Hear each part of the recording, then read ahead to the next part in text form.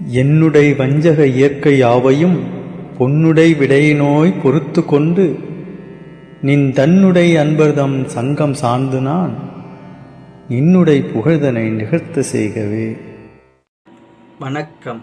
அருட்பெருஞ்சோதி அருட்பெருஞ்சோதி தனிப்பெருங்கருணை அருட்பெருஞ்சோதி. எல்லா உயிர்களும் இன்புற்று வாழ்க, கொல்லா விரதம் குவளையமெல்லாம் ஓங்குக, நல்லோர் நினைத்த நலம் பெறுக, நன்று நினைத்து எல்லோரும் வாழ்க இசைந்து. இந்த பதிவில் நம்முள் கடவுள் இருக்கின்றாரா, கடவுளுக்குள்ளே நாம் இருக்கின்றோமா என்று பார்க்கப் போகின்றோம். திருச்சிற்றம்பலம் என்றால் என்ன, அது நமது உடலில் எங்குள்ளது, இந்த பிரபஞ்சத்தில் எங்குள்ளது என்று பார்க்கப் போகின்றோம். சிற்சபை, பொற்சபை, ஞான சபை நமது உடலிலும் பிரபஞ்சத்திலும் எங்குள்ளது என்று பார்க்கப் போகின்றோம். ஒரு தின்பண்டம் எப்படி இருக்கின்றது என்றால் இனிப்பாக இருக்கின்றது என்று சொல்லலாம். அந்த இனிப்பு எப்படி இருக்கின்றது என்றால் அதை விளக்குவது மிக கடினம். அதற்கு உவமையாக இன்னொரு இனிப்பு பொருள் இருந்தால் அதுபோல் இருந்தது என்று சொல்லலாம். அதுபோல் எங்கும் நிறைந்த இறைவனை, அவன் நடம் புரியும் சபைகளை இந்த தேகத்தினுள் புரிந்து கொண்டால்தான் இந்த பிரபஞ்சம் முழுக்க அவன் எப்படி நிரம்பி இருக்கின்றான் என்பது புரியும். இதனை விளக்குவது கடினமான ஒன்றாக இருந்தாலும் இயன்ற அளவு விளக்க இறைவன் துணை செய்வார் என்று நம்புகின்றேன். இந்த உடலில் புருவ மத்தியே பரமாகாசம். அந்த புருவ மத்தியில் உள்ள ஆன்ம வெளி பொற்சபை. அந்த ஆன்ம வெளியில் உள்ள ஆன்மாவே சிற்சபை. அந்த ஆன்மாவின் ஆன்ம பிரகாசமே ஞான சபை. அதன் உள்ளொளியே நடராஜர், அதன் அசைவே நடம். ஆன்ம பிரகாசம் ஞான சபை, ஆன்மா சிற்சபை, ஆன்மாகாசம் பொற்சபை. ஆன்மாகாசம் என்பது ஆன்மவெளி, ஆன்மாவுக்கான இடம். திருச்சிற்றம்பலம் என்பதும் சிற்சபை என்பதும் ஒன்றே. சிற்சபை சிற்றம்பலம் என்று ஏன் பெயர் வந்தது என்றால், சித் என்பது அறிவு, அம்பலம் என்பது சபை. இதனை மிக எளிமையாக புரிந்து கொள்ள வேண்டும் என்றால் அறிவு மேடை என்று புரிந்து கொள்ளலாம். சிற்சபை என்பது அறிவு மேடை, பொற்சபை என்பது அறிவுக்கான மேடை, ஞான சபை என்பது பேரறிவின் மேடை. இந்த அண்டத்தில் ஆகாயமே புருவமத்தி, அதில் உள்ள அக்னி பிரகாசமே ஞான சபை, அக்னியே சிற்சபை. அக்னியின் சோபையாகிய சூரியன் பொற்சபை, சூரியனின் பிரகாசம் சிற்சபை. சூரியனின் சோபையாகிய சந்திரன் ரஜித சபை. ரஜிதம் என்றால் வெள்ளி அம்பலம்.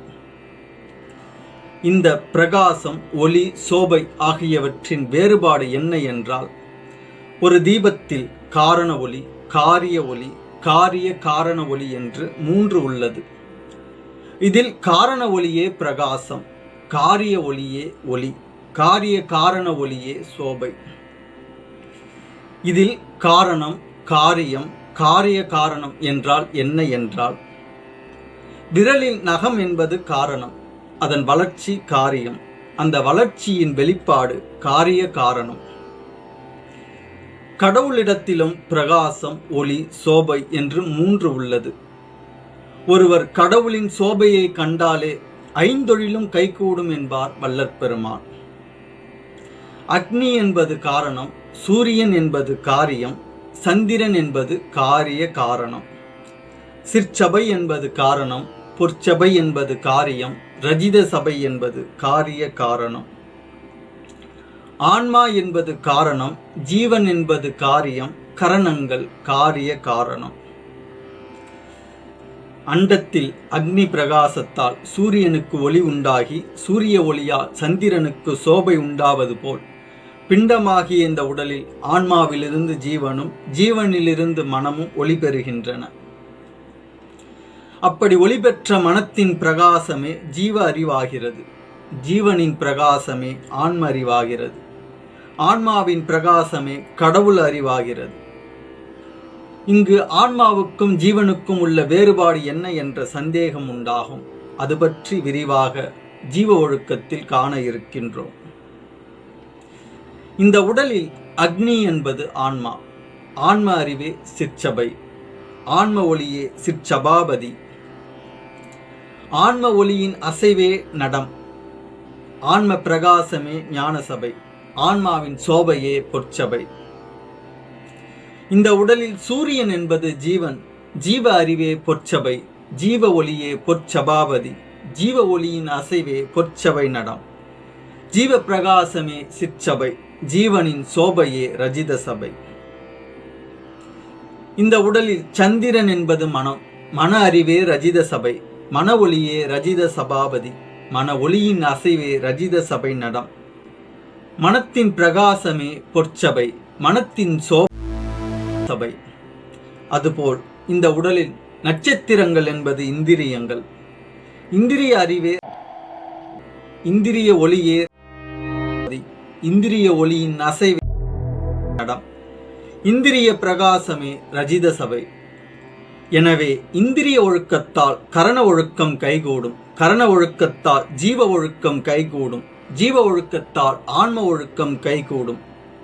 கடவுள் ஆன்ம அறிவில் காரியப்பட்டு புத்திக்கு நன்மை தீமைகளை ஊட்டுகிறார். புத்தி விசாரத்தால் மனம் நன்மையை எடுத்துக்கொண்டால் மன அறிவு பிரகாசிக்கின்றது.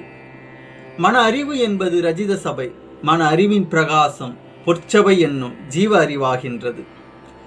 அதுபோல் ஜீவ அறிவின் பிரகாசம் சிற்சபை என்னும் ஆன்ம அறிவாகின்றது.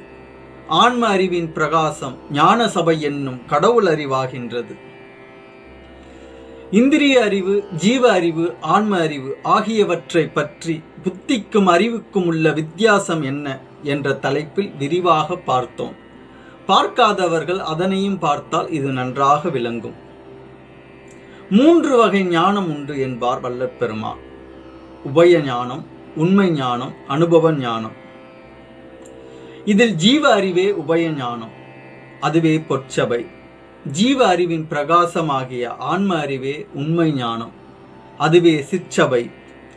ஆன்ம அறிவின் பிரகாசமாகிய கடவுள் அறிவே அனுபவ ஞானம், இதுவே ஞான சபை. ஞான சபை என்பது அனுபவ அறிவு, அனுபவ அன்பு, அனுபவ இரக்கம் உடைய கடவுள் அறிவு. சிற்சபை என்பது உண்மை அறிவு, உண்மை அன்பு, உண்மை இரக்கமுடைய ஆன்ம அறிவு. பொற்சபை என்பது உபய அறிவு, உபய அன்பு, உபய இரக்கமுடைய ஜீவ அறிவு. சிற்சபை, பொற்சபை, ஞான சபை ஆகிய 3 தான் சுத்த சன்மார்க்க படிகள் என்பார் வல்லற்பெருமான். கணக்கில் அடங்கா ஜீவர்களிடத்தெல்லாம் சிற்சபை பொற்சபை உள்ளது. அந்த ஜீவர்களை எல்லாம் அடக்கிய இந்த அண்டம் முழுக்க சிற்சபை பொற்சபை உள்ளது. அதுபோல் கணக்கில் அடங்கா அண்டங்கள் உள்ளது. அந்த அண்டங்களை எல்லாம் உள்ளடக்கிய கடவுள் சமூகத்திலும் சிற்சபை பொற்சபை உள்ளது. ஆகாசம் என்றும் உள்ளது. அதுபோல் பரமாகாச சொரூபராகிய கடவுள் என்றும் உள்ளார். ஆகாசம் என்றால் ஆகாயம், பரமாகாசம் என்றால் பரமாகாயம். ஆகாசத்தில் காற்று என்றும் உள்ளது போல் பரமாகாயமான கடவுளிடத்தில் அருட்சக்தி என்றும் உள்ளது. ஆகாயத்தில் அணுக்கள் நிறைந்து இருப்பது போல் கடவுளிடத்தில் அணுக்கள் நிரம்பி இருக்கின்றன. அந்த அணுக்கள் தான் ஆன்மா என்பார் வல்லற்பெருமான். அந்த ஆன்மாக்கள் இருக்கும் இடத்திற்கு ஆன்மாகாசம் என்று பெயர். அந்த ஆன்மாகாசமே பொற்சபை. ஆன்மாகாசம் என்றால் ஆன்மவெளி என்று பார்த்தோம். அதாவது ஆன்மாவுக்கான இடம். எங்கெல்லாம் ஆன்மாக்கள் இருக்கின்றதோ அந்த இடமெல்லாம் பொற்சபை. கடவுள் இருக்கும் இடமெல்லாம் பரமாகாசம். அந்த பரமாகாசத்தில் ஆன்மாக்கள் இருக்கும் இடமெல்லாம் ஆன்மாகாசமாகிய பொற்சபை. அப்படி ஆன்மாகாசத்தில் நிரம்பி இருக்கும் ஆன்மாக்கள் சிற்சபை. ஆன்ம பிரகாசமே ஞான சபை. அதன் உள்ளொளியே கடவுள். அந்த உள்வொளியின் அசைவே நடம். இங்கு நமக்கு ஒரு குழப்பம் ஏற்படும். நம்முள் கடவுள் இருக்கின்றாரா, கடவுளுக்குள்ளே நாம் இருக்கின்றோமா என்ற குழப்பம்தான் அது. கடவுள் எங்கும் நிறைந்தவர்.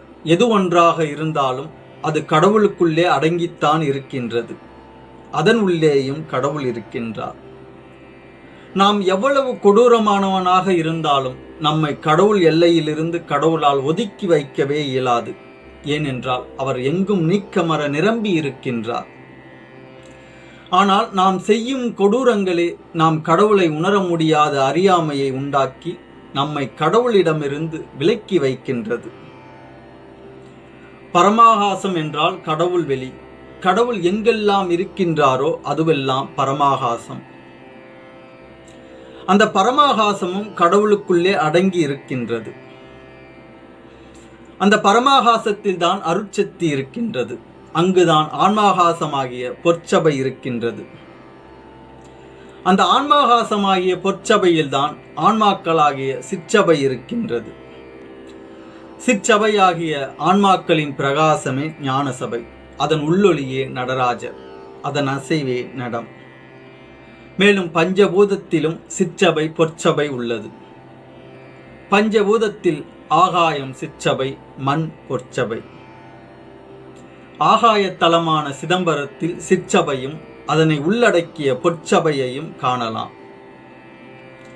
சிதம்பரத்தில் நடராஜர் நடம் புரியும் இடம் சிற்சபை. அந்த சிற்சபையை உள்ளடக்கிய பொன்வேய்ந்த மண்டபம் பொற்சபை. மதுரையில் ரஜித சபையாகிய வெள்ளி அம்பலத்தை காணலாம். வடலூரில் சிற்சபை பொற்சபையோடு ஞான சபையை காணலாம். சிற்சபை ஒரு அம்பலம் உடையது, ஞான சபை 8 அம்பலம் உடையது. இங்கு அம்பலம் ஒன்று, அங்கு 8 அம்பலம் உண்டு என்பார் வல்லற்பெருமான். இங்கு ஓர் அம்பலம், அங்கு 8 அம்பலம் என்று பாடுகின்றாரே வல்லற்பெருமான். ஓர் அம்பலம் என்றால் என்ன, 8 அம்பலம் என்றால் என்ன, வல்லற்பெருமான் ஏன் 8 அம்பலம் அமைத்தார், அதன் விளக்கம் என்ன என்று வல்லற்பெருமான் அமைத்த சத்திய ஞான சபை விளக்கம் பற்றி பார்க்கும்போது விவரமாக காண்போம். இந்த பதிவில் சிற்சபை, பொற்சபை, ஞான சபை நமது உடலிலும் இந்த பிரபஞ்சத்திலும் இவைகள் அனைத்தையும் உள்ளடக்கிய கடவுள் சமூகத்திலும் எங்குள்ளது என்று பார்த்தோம். எல்லா ஆன்மாக்களும் சிற்சபையா என்றால் இல்லை.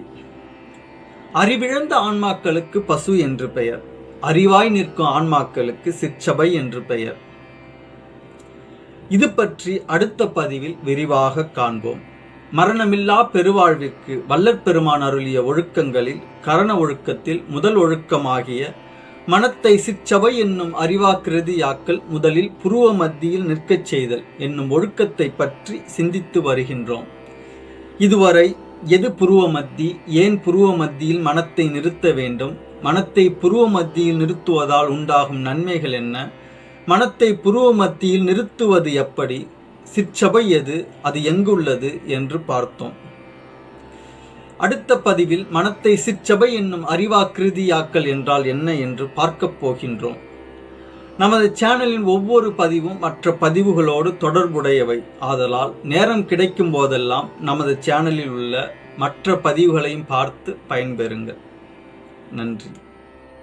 பொய்யாத மொழியும் மயல் செய்யாத செயலும் வீண் போகாத நாளும் விடயம் புரியாத மனமும் உட்பிரியாத சாந்தமும் குந்தி தளராத நிலையும் எய்யாத வாழ்வும் வேறெண்ணாத நிறைவும் என என்றும் மறவாத நெறியும் இரவாத தகவும் மேற்பிறவாத கதியும் இவ் ஏழையேற்கு அருள் செய்.